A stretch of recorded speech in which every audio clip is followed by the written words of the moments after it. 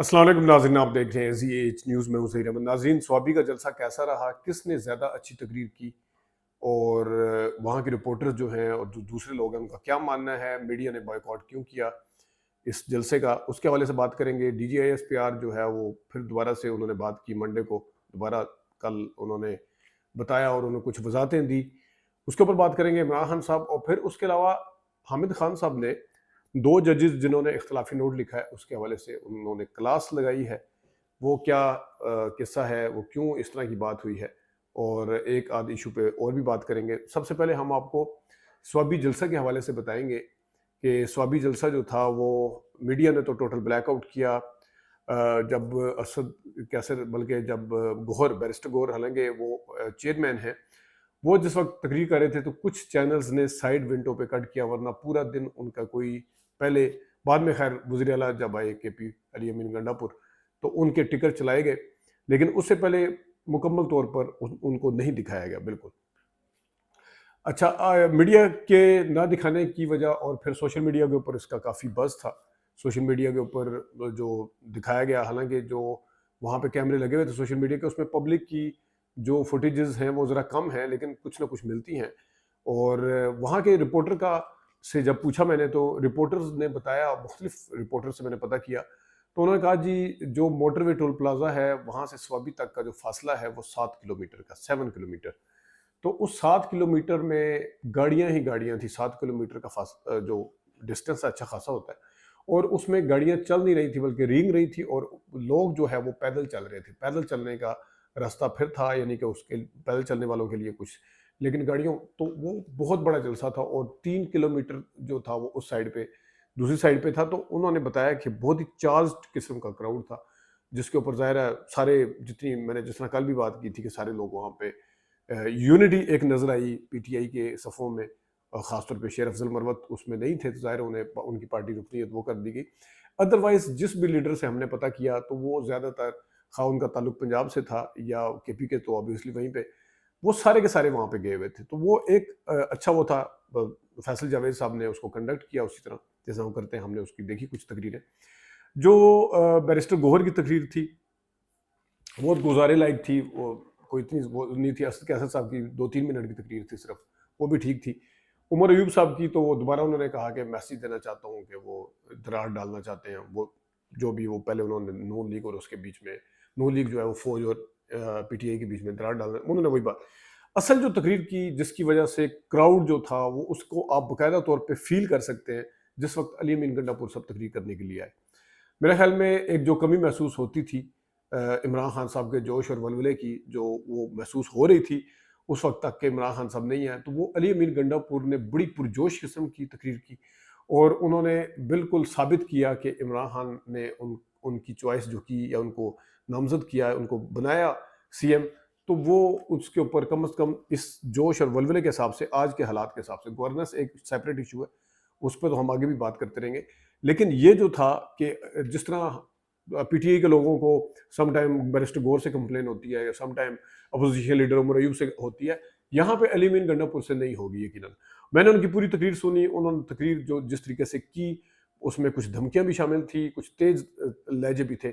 और उस अली अमीन गंडापुर की तकरीर की खास बात यह थी कि उन्होंने इमरान खान साहब की फुटेज चलाई, और फुटेज के चलाने के टाइम के ऊपर भी उनका बोरिंग किस्म का जेस्चर नहीं था। जब वो सुनते यूं यूं करके बता रहे थे कि अब आगे सुनो, यूं यूं करके ना, तो उसमें खासतौर पे मैं झुकूंगा नहीं, ना ही मैं अपने कौम को झुकने दूंगा, ना ही फिर एब्सोल्युटली नॉट वाला, ये सारे क्लिप इमरान खान साहब के चलाए गए।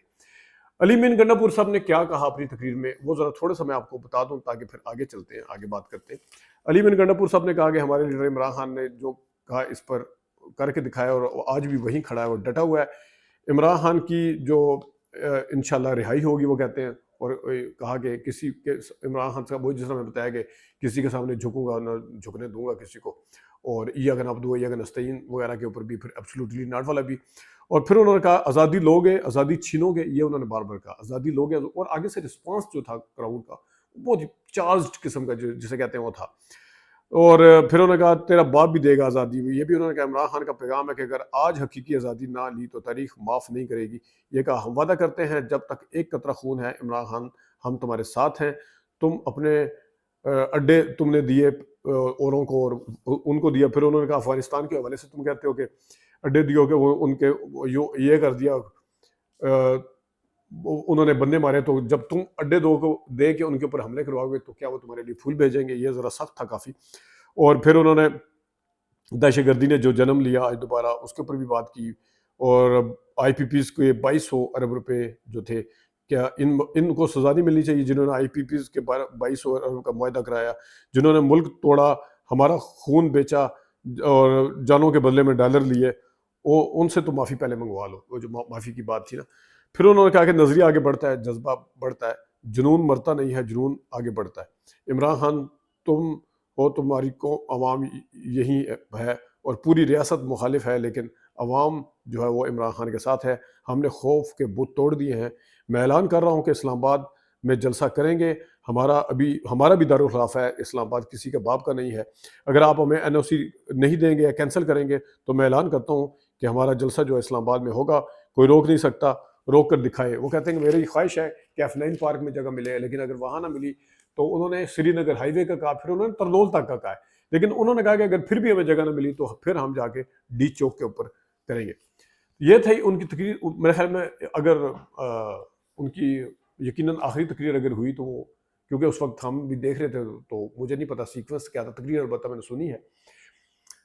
अच्छा जलसा था, अच्छा शो था। और अगर इस तरह की कोई चीज़ ना हो कर सकते, ना हो पाते, तो हो सकता है मेन स्ट्रीम मीडिया दिखाना शुरू हो जाता है कि देखो बंदे नहीं आए।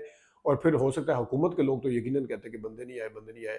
जिस तरीके से ब्लैक आउट किया गया, इनको भी पता था कि जलसा जो वो बहुत बड़ा होना है, तो लिहाजा इसका ब्लैक आउट ही किया जाए तो बेहतर है। ये था एक मामला। बांग्लादेश वाले मामले भी मैं बाद में आता हूँ। मीडिया ने इसका बॉयकॉट किया और मीडिया को ज़ाहिर है पीछे से होगा। ये नहीं हो सकता कि मीडिया जब टॉक्स पूरी चला दिखाता है। मेरे लिए हैरत का बायस था, क्योंकि गुज़िश्ता दिनों में सारा कुछ दिखाया जा रहा था, उनकी मीडिया टॉक वगैरह दिखाई जा रही थी, लेकिन शायद क्राउड से कोई खौफ है या जो भी है, वो अपनी जगह पे मतलब वो पाया जाता है। अब आते हैं जनाब हामिद खान ने उन दो जजों को जिन्होंने इख्तलाफी नोट लिखा, उन्होंने कहा ये किस तरह इख्तलाफी नोट लिख सकते हैं?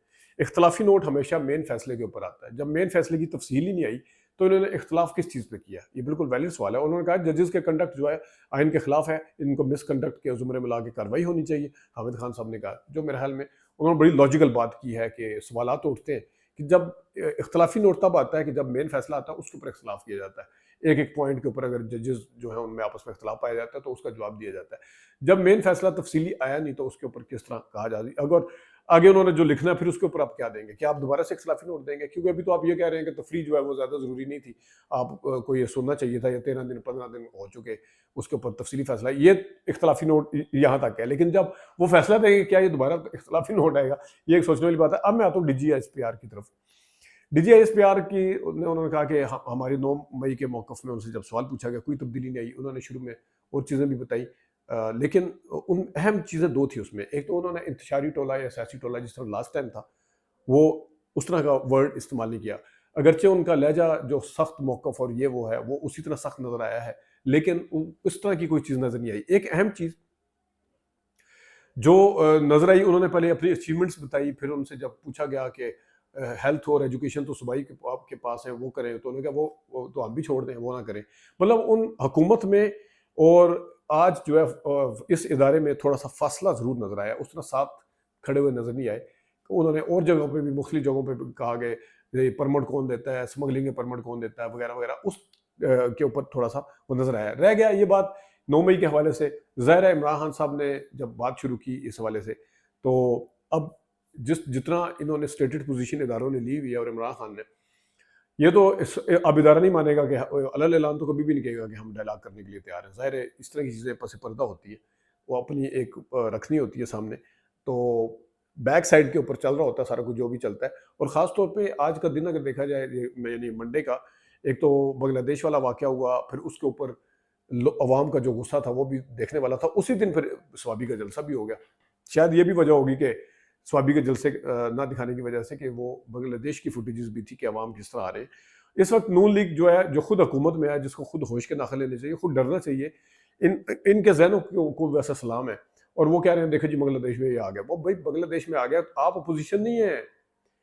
वो हसीना वाजिद हुकूमत में थी, उसके खिलाफ अपोजिशन या लड़के जो भी लेके आए हैं, सिविल नाफरमानी की तहरीक जो भी है, वो उन्होंने किया, हुकूमत ने नहीं किया। आप हुकूमत हैं, आप यहाँ पे महंगाइयाँ कर रहे हैं, बिजली के बिल महंगे कर रहे हैं, किसी को पकड़ रहे हैं, गिरफ्तारियां कर रहे हैं, अन मिट्टी मचाई हुई है। तो आपको अपनी फिक्र करनी चाहिए कि ये वाला रिएक्शन किसी और तरफ से भी आ सकता है, और बड़े बड़े तजियाकार इस चीज़ को निशानदेही कर रहे हैं कि वहाँ तो सिर्फ एक मसला था कोटा सिस्टम का, यहाँ पे तो मल्टीपल मसले चले हुए हैं। तो इस चीज़ के ऊपर सबको होश के नाखून लेने चाहिए। ये जो हुकूमत डीजीआई इस प्यार का, मैं दोबारा से अगर कहूँ तो ये नहीं है कि वो जो डायलॉग का सिलसिला अगर शुरू होगा, तो अगर सियासी तौर पे भी डायलॉग होता है, तो सियासी तौर पे पीपल्स पार्टी अगर कोई रोल प्ले करना शुरू हो जाती है नून लीग को करके, तो इसका मतलब पीपल्स पार्टी को कोई इशारा मिला है, जिस तरह ये बुखारी वगैरह बात कर रहे हैं। अगर पीटीआई के साथ कोई और आके सियासी वो एंगेज करते हैं, ये तो सारी मतलब है, इनके तो अपने पल्ले कुछ भी नहीं, अपनी फ्यूचर इनके खासतौर पे पीएमएलएन के उसके ऊपर सवाल उठे हुए हैं कि इसका मुस्तकबिल है क्या। तो जब इस तरह के सवालात होंगे, वो क्यों चाहेंगे कि इदारों के दरमियान जो है और पीटीआई के दरमियान राब्ता बहाल हो। तो जाहिर है वो अपने तय अपने कंधे के ऊपर रख के या उनके कंधे के ऊपर रख के बंदूकें तो चलाते रहेंगे। लेकिन इस तमाम के बावजूद भी अगर कोई डायलॉग करने पे मजबूर होता है, तो इसका मतलब क्या है कि पीछे से शायद कुछ इशारा है। तो ये कहना कि बिल्कुल जनाब साहब उनकी स्टेटेड पोजीशन उसी तरह ही है जैसे डीजी इस्तियार साहब ने कही है, इसके ऊपर भी सवालात उठते हैं, क्योंकि इस तरह की चीज़ें रात के अंधेरों में कोई डिग्गियों में जाके करता है, कोई किस तरह करता है। इमरान खान साहब ने तो सबके सामने जाके कहा है कि आगे डायलॉग करें, लेकिन अब वो सबके सामने कैसे होगा, कौन करेगा, किस तरह आगे किया जाएगा, उसकी प्लानिंग क्या होगी, ये देखेंगे। अपना ख्याल रखिएगा, अभी तक लेते हैं इजाज़त दीजिए। अल्लाह हाफ़िज़।